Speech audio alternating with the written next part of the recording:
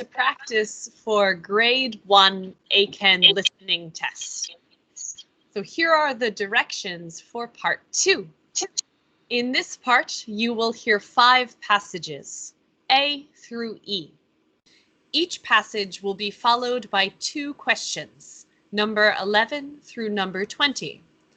For each question, you will have 10 seconds to choose the best answer and mark your answer on your answer sheet. The passage and the questions will be given only once. Now, let's begin. Passage A, gut bacteria. While pharmaceutical companies have convinced many of us that modern life is a fight against germs, our guts are actually home to trillions of microbes. The microbes in our stomach and intestines play a vital role in the digestive system and affect our vulnerability to diseases such as diabetes and some forms of cancer. However, anthropologist Cecil Lewis believes the lifestyles and diets of modern Americans and citizens of other industrialized nations have brought about significant changes in the type and number of microbes in their guts. To test his theory, Lewis traveled to the Amazon region of South America to study the Matsis, one of the world's last hunter-gatherer tribes.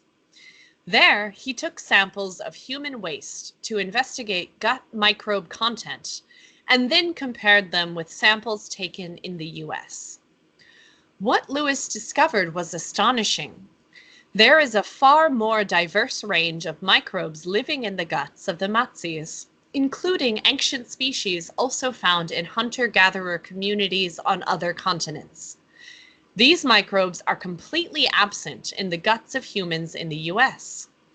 The question researchers are now looking to answer is whether limited microbe diversity influences the well-being of those living in industrialized countries. Questions. Number 11. Why did Cecil Lewis examine microbes in the guts of the Matsis people? Answers. 1. To help the Matsis improve their resistance to illnesses. 2. To discover the source of a deadly microbe. 3. To measure rates of certain diseases in their tribe. 4. To compare the microbes with those in modern Americans. All right, so going back to the first paragraph, you can see that he traveled to South America to study the Matsis. He took samples of human waste to compare them with those of people in the US, and it was in order to check the difference between microbes in the tribe and in people from the US. So he wants to see the type and number of microbes in their guts. This means that the answer is 4. He's comparing the microbes of the people of the Matsis tribe with those in modern America to see the difference, what type of microbes each group of people have, and what microbes are lacking. So the answer to number 11 is 4. All right, and question 12. What do researchers now hope to determine? 1. Whether the Matsis share microbes with ancient peoples. 2. Whether a lack of certain microbes can affect people's health. 3. Which microbes can survive outside the human gut. And 4. Which continent gut microbes first evolved on. So the thing that the researchers are most interested in is in that last sentence. So they're looking to answer whether limited microbe diversity influences the well-being of those living in industrialized countries. So they're trying to find out if having fewer microbes than people in the Amazonian region impacts health negatively or positively. They're trying to figure out what this does for people's health, which means they're looking at number 2, whether a lack of certain microbes can affect people's health. The researchers don't know this yet, so they're trying to do more research on this, which means they'll have to look at probably different tribes, more people from industrialized countries to see how their health is impacted. So the answer to number 12 is 2. Okay. Letter B. Tackling scalping. Scalping, the reselling of tickets for sports events and concerts for a profit, is a common money-making practice in many countries. Scalping is all about supply and demand. Fans are willing to pay extra to get sought-after tickets for popular events. Various laws have been passed over the years to try to prevent scalping, but market forces make it simply inevitable. Scalping is big business, worth more than $4.5 billion a year in the US. Sports teams are aware that they cannot stop scalping outright, so some of them have introduced systems of ticket selling that they have more control over. One professional hockey team, the Los Angeles Kings, has an online system in which buyers of multiple tickets for one game are charged more per ticket than fans who buy a single ticket. Moreover, if buyers want to resell their tickets, they can only do so electronically through an official LA Kings website. This means the LA Kings also take a cut of the proceeds from the resold tickets. Critics of such measures, however, argue that buying a ticket should mean the buyer has the right to do whatever he or she wants with it. Questions. Number 13. What is one point the speaker makes about scalping? 1. Past laws reduce the scale of it. 2. Preventing it from happening is impossible. 3. It is less harmful than most people believe. 4. It has made some events less popular with fans. Going back to paragraph 1, various laws have been passed over the years to try to prevent scalping, but market forces make it simply inevitable. Inevitable means it's going to happen regardless. There's no way you can completely stop scalping. So what the passage tells us is that preventing it from happening is impossible. So the answer to number 13 is 2. You can't stop scalping, so that means that sports teams and other events have to try to find ways to make it more difficult, more challenging, or take advantage of scalping, which leads us to question 14. How have the Los Angeles Kings dealt with scalping? 1. By establishing a system to profit from scalping. 2. By using the internet to get scalpers arrested. 3. By buying tickets directly from scalpers. 4. By banning people with scalp tickets from games.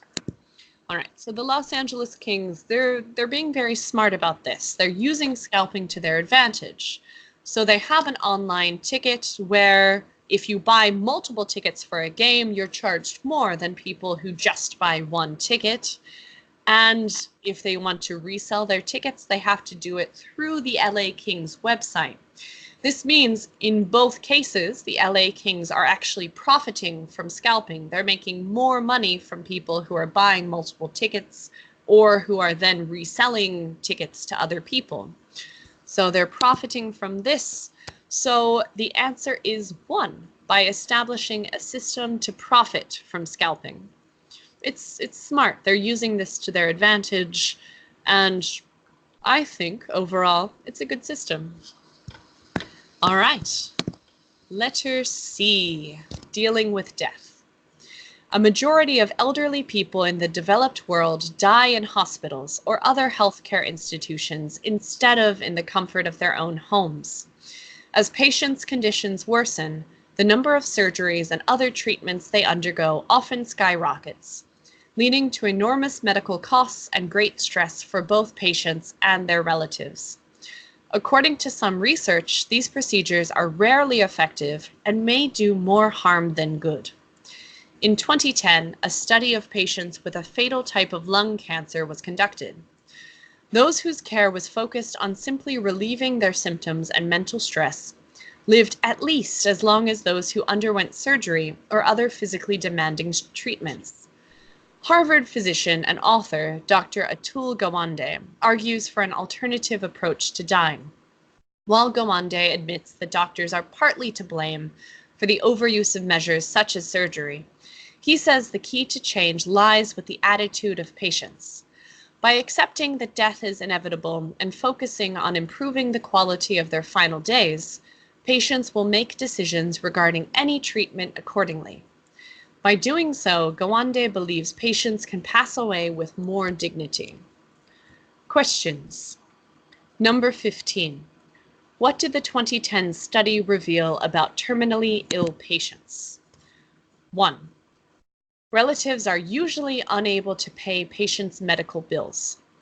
2. Cancer patients undergo more surgeries than other patients. 3. Relatives make good decisions about patients' treatment. 4. Alternatives to surgery can be effective for patients. Okay, so if you go back to the first paragraph, to the end of that paragraph, you see the sentence, those whose care was focused on simply relieving their symptoms and mental stress lived at least as long as those who underwent surgery or other physically demanding treatments. This means that patients did not need surgery, and in fact, other methods of improving their quality of life were as effective, if not more so. So the answer is 4. Alternatives to surgery can be effective for patients. You don't need surgery, you can use other methods as well. Okay, and question 16. How does Dr. Atul Gawande believe end-of-life care should change? 1. Regulations regarding treatment should be tightened. 2. Doctors should be willing to help people end their lives. 3. Patients should prioritize their quality of life. 4. Hospitals should be more honest about medical costs. So going to that second paragraph that's talking about Dr. Gawande, he says the key to change lies with the attitudes of patients. So patients should focus on improving the quality of their final days. They should focus on improving their quality of life. That way they're happier, they're more content, and they're more likely to enjoy what time they have left. So the answer is 3. Patients should prioritize their quality of life. All right. Letter D, petrospheres. In the 1930s, workers clearing land in Costa Rica for a banana plantation uncovered some ancient rocks called petrospheres that are nearly perfectly round. Subsequent excavations in the area uncovered over 300 petrospheres, ranging in diameter from a few centimeters to just over 2 meters. Based on pottery and other items found alongside the petrospheres, archaeologists believe they were made by an indigenous people sometime between AD 600 and 1500. The archaeologists say the petrospheres' function will likely remain a mystery, because the culture of the petrospheres' creators was destroyed during the Spanish conquest, and no written records from the culture remains. Experts believe the Costa Rican petrospheres are human-made because of their near-perfect shape and smooth texture, but some petrospheres do occur naturally.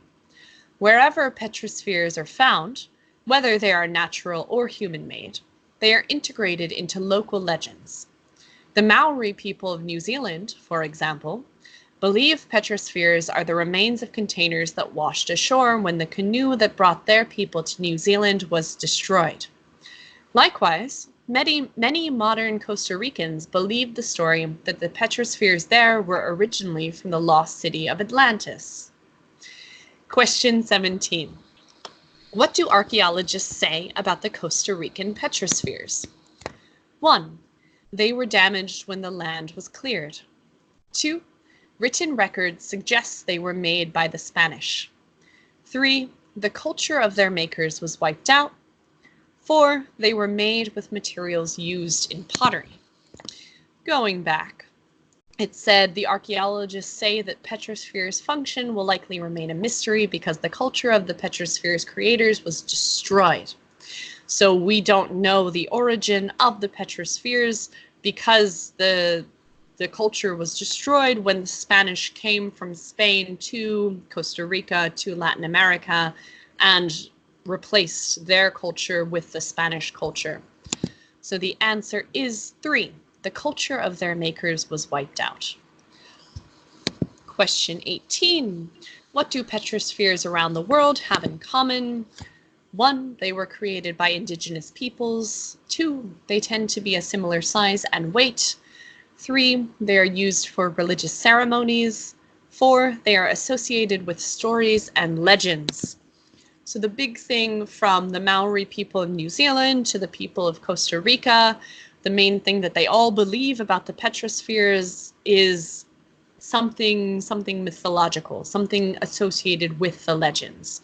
The legends change, however, the petrospheres are often integrated in these legends, in these stories of the mythology of the people.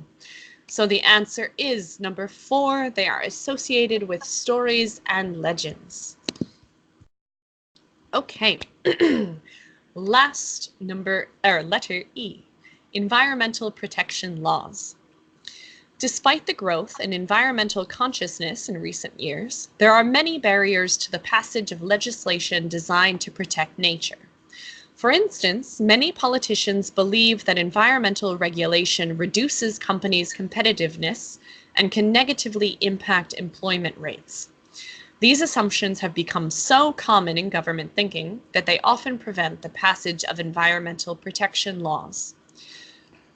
Many environmentalists, however, believe laws protecting nature and animal habitats have far-reaching fiscal benefits. According to environmentalist Tony Juniper, pest-eating birds, for example, add a value of $1,500 per hectare to timber forests by protecting trees from insects. Juniper also says that in an experiment in a Dutch apple orchard, insect-eating birds led to a 50% increase in the harvest. What's more, the global value of insects like honeybees, which are essential for pollinating agricultural crops, has been estimated at $190 billion per year. Unfortunately, bird habitats are being destroyed and bees are being killed by pesticides. According to Juniper, the annual global cost of ecological degradation is $6.6 trillion per year. In his view, it is essential to use the law to protect the environment. Questions. Number 19. What is one thing the speaker says about environmental protection laws? 1. They tend to be excessively complicated. 2. Politicians can be reluctant to pass them. 3. They are impossible to enforce. 4. Most people expect too much from them. Going back to the first paragraph, many politicians believe that environmental regulation reduces companies' competitiveness and can negatively impact employment rates. So often the politicians, they're reluctant to pass the environmental protection laws because of these reasons. So this means that the answer to number 19 is 2. Politicians can be reluctant to pass them, unfortunately. So question 20, what is one argument Tony Juniper makes? 1. Environmental laws can boost the economy. 2. Timber production should be more tightly restricted. 3. Some birds are more affected by pesticides than others. 4. Farmers have made great efforts to save honeybees. What Mr. Juniper is arguing is that actually passing environmental protection laws can add value to the environment, can make politicians money, can make people money. So he's saying that it's financially beneficial to add more environmental protection laws, which means that the answer is 1. The environmental laws can actually boost the economy.